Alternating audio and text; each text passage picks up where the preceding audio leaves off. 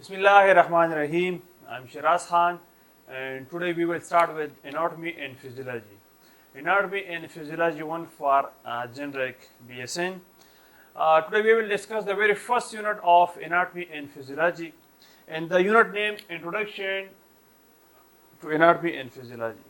And today's session we will try to cover all these outlines, the overview of anatomy and physiology, branches of anatomy, level of an organization, body planes, body cavity, body quadrants, body region, and also the anatomical position.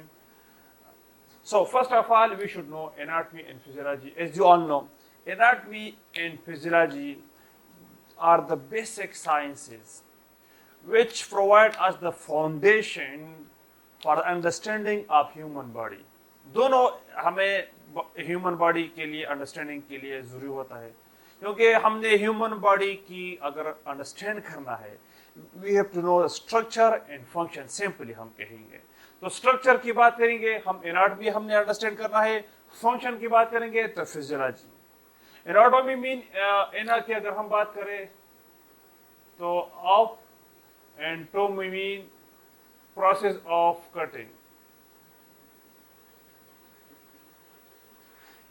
पहले anatomy का concept क्या था कि external body को हम study करते हैं, लेकिन बाद में हम इंटरनली इसको स्टडी करने लगे. जब हम इस बॉडी के एक पार्ट को कट करें, इसके हमें अंदाजा हो जाए कौन सी बॉडी की ऑर्गन जा रही है, कौन सी वेसल है, कौन सी नर्व्स है, कौन सी बोन है, कौन सी मसल है, एंड सो ऑन. फिजियोलॉजी की अगर हम बात करें तो physiology is the nature of the study. तो बॉडी की नेचर या बॉडी की फंक्शन की जब हम बात करते हैं तो हम फिजियोलॉजी स्टडी करते हैं.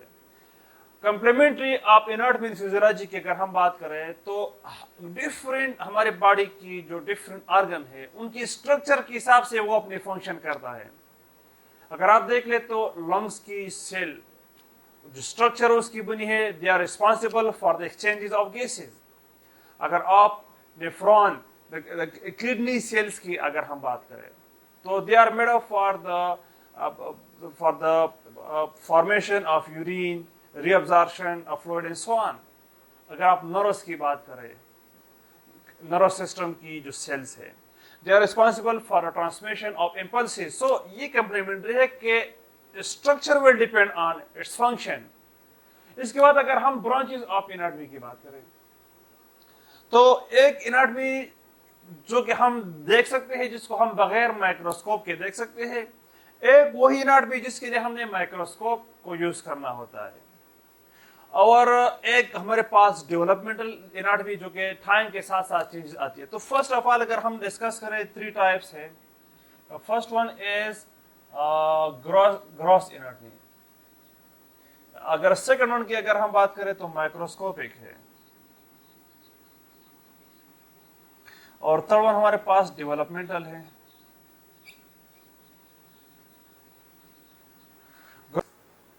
अच्छा, जो एनाटॉमी जो कि हम बगैर माइक्रोस्कोप नेक्ड आई से देख सकते हैं उसको हम ग्रॉस एनाटॉमी कहते हैं, जिसके लिए हमने माइक्रोस्कोप यूज करना होता है, वो हमारे पास माइक्रोस्कोपिक एनाटॉमी है. और जो डेवलपमेंटल जो टाइम के साथ साथ बॉडी की एनाटॉमी चेंज होती है, इसको हम डेवलपमेंटल कहते हैं. तो ग्रॉस एनाटॉमी हमारे पास एक है, हमारे पास ग्रॉस एनाटॉमी में रीजनल और एक है सिस्टमेटिक. रीजनल एनाटॉमी जब हम बॉडी के एक पार्टिकुलर रीजन की बात करते हैं, हमारे बॉडी में बहुत सारे रीजन है, उसकी हम देखते हैं कि उस रीजन में डिफरेंट ऑर्गन किस तरह उस रीजन में एक फंक्शन करते हैं और किस तरह उस रीजन में एक दूसरे के साथ इंटरकनेक्टेड है. फॉर एग्जांपल अगर हम एब्डोमिनल में देख ले, बहुत सारे ऑर्गन, बहुत सारे टिश्यूज एक दूसरे के साथ इंटरकनेक्टेड है.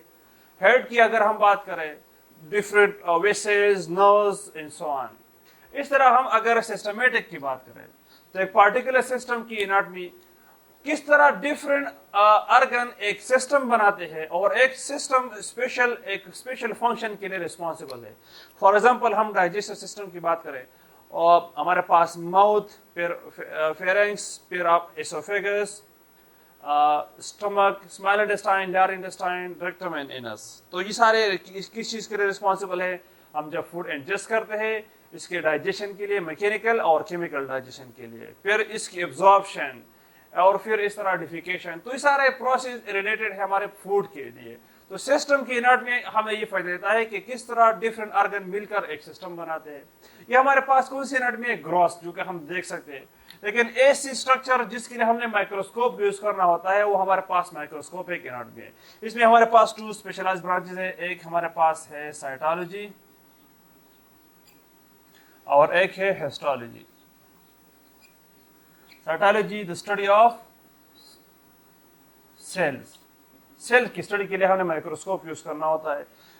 स्टडी ऑफ टिश्यू, टिश्यू भी हम नहीं दे सकते हैं, तो टिश्यू के लिए स्टडी के लिए भी हमने माइक्रोस्कोप यूज करना होता है। एक होता है डेवलपमेंटल एनाटॉमी, जो कि टाइम के साथ साथ हमारी बॉडी मुसलसल ग्रो होती है, डेवलपमेंट होती है। इसको हम डेवलपमेंटल एनाटॉमी कहते हैं। क्योंकि पहले अगर हम देख लेते हैं बच्चों, फिर हम जब जैसे बड़े होते हैं तो एनाटॉमी हमारी चेंज होती है। इसमें एक ब्रांच है एम्ब्रियोलॉजी। एम्ब्रियोलॉजी क्या है? द बॉडी चेंजेस, जो बॉडी में चेंजेस आकर होती है before birth. Before birth body में जो चेंजेस होती है वो सारे ऑर्गन्स कितने वीक में बनते हैं, कितनी वीक में आपकी हार्ट, इस तरह हेड, ये सारे मसल कौन कौन सी वीक में इसकी डेवलपमेंट शुरू हो जाती है। तो इसको हम कहेंगे एम्ब्रियोलॉजी। फिर और भी स्पेशलाइज्ड ब्रांचेस है। इसमें स्पेशलाइज्ड ब्रांचेस ऑफ एनाटॉमी है। स्पेशलाइज्ड ब्रांचेस, स्पेशलाइज्ड ब्रांचेस में हमारे पास मेन तीन चीजों को हम डिस्कस करेंगे। The first one is pathological. Pathological mean कि किसी डिजीज की वजह से हमारी बॉडी में जो चेंजेस आती है, किसी भी डिफेक्ट की वजह से, व्हाटएवर ड्वार्फिज्म है, व्हाटएवर हमारे बोन की कोई डिफॉर्मिटी है, तो वो एक डिजीज की वजह से हमारी एनाटॉमी क्या है? चेंज हो गई होती है। तो इसको हम क्या कहेंगे? Pathological anatomy. और सेकंड नंबर पर हमारे पास है रेडियोग्राफिक। रेडियोग्राफिक एनाटॉमी, अगर हम बॉडी के इंटरनल स्ट्रक्चर को देखना चाहते हैं, फॉर एग्जांपल हम एक बोन की एनाटॉमी को देखना चाहते हैं एक्सरे के जरिए, तो वो कौन सी एनाटॉमी हमारे पास है? रेडियोग्राफिक। और एक हमारे पास है मॉलिक्यूलर बायोलॉजी।